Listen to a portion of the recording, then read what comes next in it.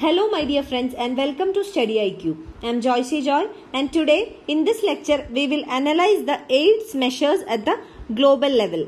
First of all, let us understand what is the current affair.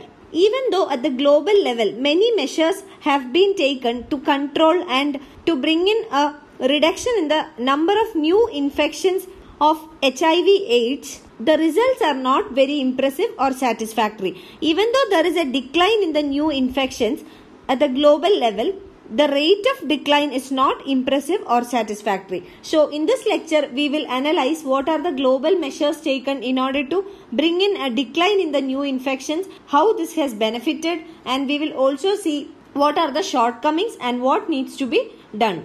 Now, let us understand what are the global measures that has already been taken. The first measure is regarding the themes.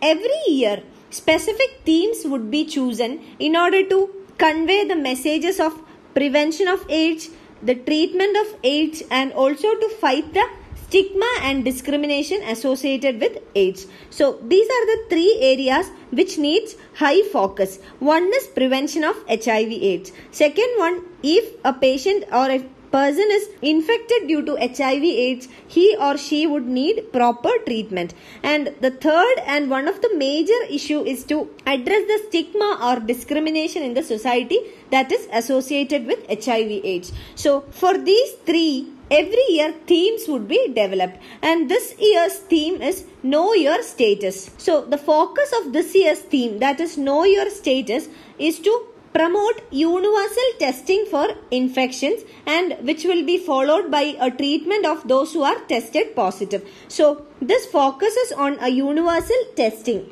and if a person is detected positive, this will be followed by a treatment of the infection. Now if we look at the statistics, for the last 30 years, no other disease control program has received so much of attention at the global level other than AIDS. So it is evident that at the global level, this infection of HIV AIDS is receiving much attention. Various initiatives and measures are taken by different multilateral organizations, different countries, different NGOs, other stakeholders, etc. in this regard. Now coming to other initiatives and measures, one is the UN General Assembly Special Session on AIDS in the year 2000. In the year 2000, UN General Assembly had conducted a special session on AIDS. Now, second initiative was that the UN Security Council or the UNSC has passed a resolution to treat AIDS as a security issue. So, AIDS has been assumed or seen as a security issue by the United Nations Security Council. And thirdly, a special global fund to finance AIDS program along with TB and malaria was provided. And under the special global fund, around $20 billion were provided for the treatment or for the AIDS program itself. Another significant initiative was the involvement of the civil society. So this especially included marginalized communities like the sex workers, the transgender population, the gay men, people who use drugs, etc. And these people are the most vulnerable category. So an involvement of all the stakeholders in the civil society and the participation of the civil society was the most significant of all the initiatives and measures. Now, having been discussed about the global programs and initiatives, let us understand what are the benefits of such initiatives and programs at the global level. So the cumulative effect of all these measures and programs was that it greatly reduced the mortality due to AIDS-related illness. So the mortality rate was reduced. In the year 2000, the mortality rate due to HIV AIDS was around 1.5 million. But in the year 2017, this was reduced to 9,40,000. So a reduction in the mortality rate was one big achievement or benefit out of this global initiatives. But if we look at the mortality rates, even now the rates is very high. So it means more focus must be given on prevention and also on the treatment of HIV AIDS. So treatment and prevention requires more attention taking into consideration the mortality rate at present. Now another benefit was that the new infections got reduced. The incidence of HIV, the new infections occurring every year, has registered an impressive decrease. Now if we look at the statistics, in the year 2000 it was 0.49 for every 1000.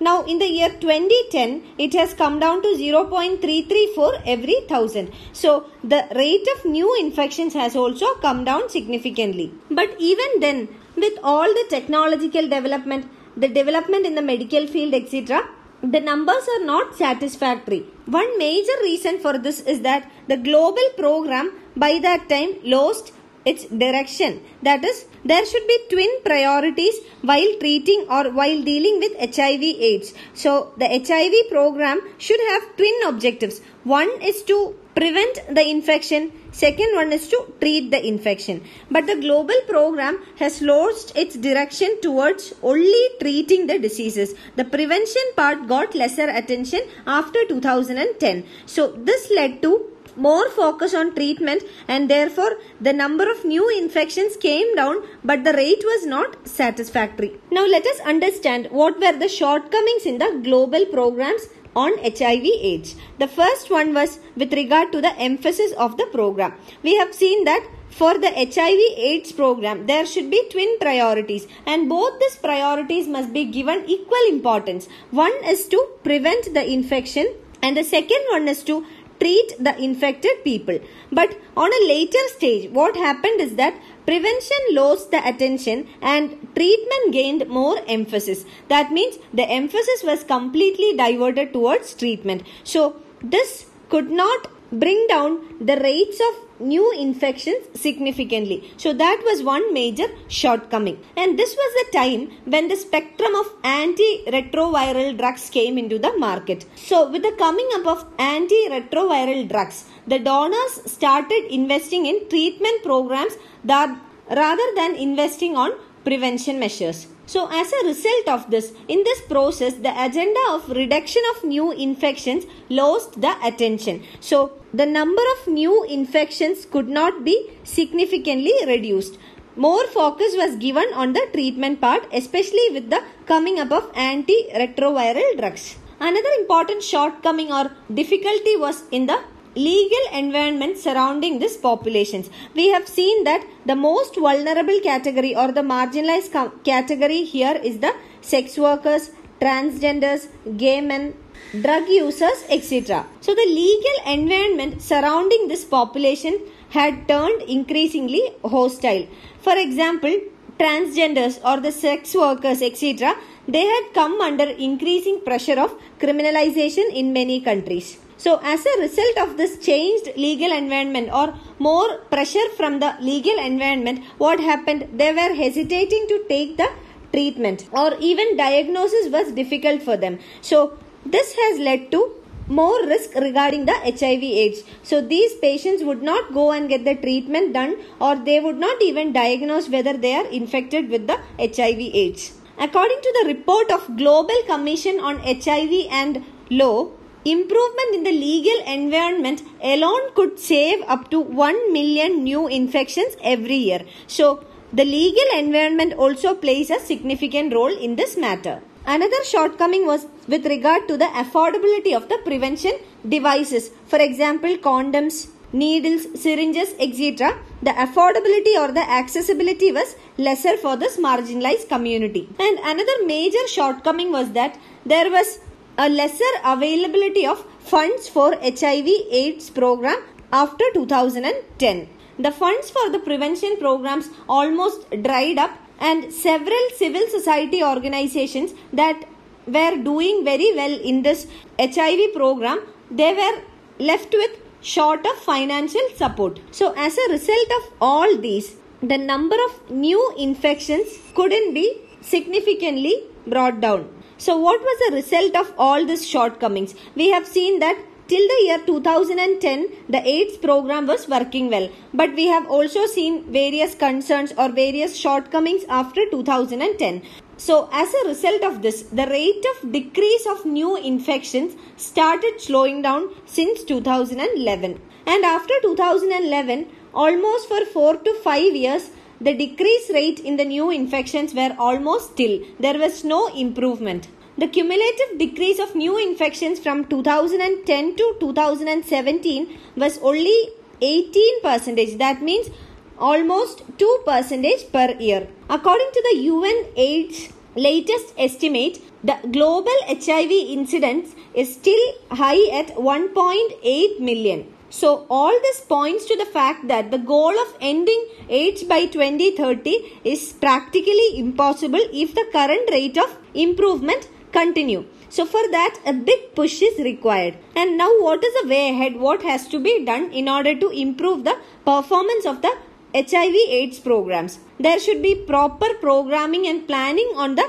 prevention side. More focus must be given on prevention, which will bring down the number or rate of new infections. And a special focus should be given to those populations who are vulnerable to HIV AIDS. So, in the prevention itself, more focus must be given to the vulnerable category like the sex workers, transgenders, drug users, etc. There should also be more awareness generation, like prevention messages should be taken to the masses. And there should also be equitable allocation of resources for the prevention of new infections and the treatment. So here equitable allocation of resources means there would be some countries at the global level which have more infections or which are more vulnerable to infections of HIV AIDS. So according to the need of countries, a need-based approach must be developed and the resources must be equitably distributed among the countries at the global level. You can find the PDF of this lecture on my Facebook page,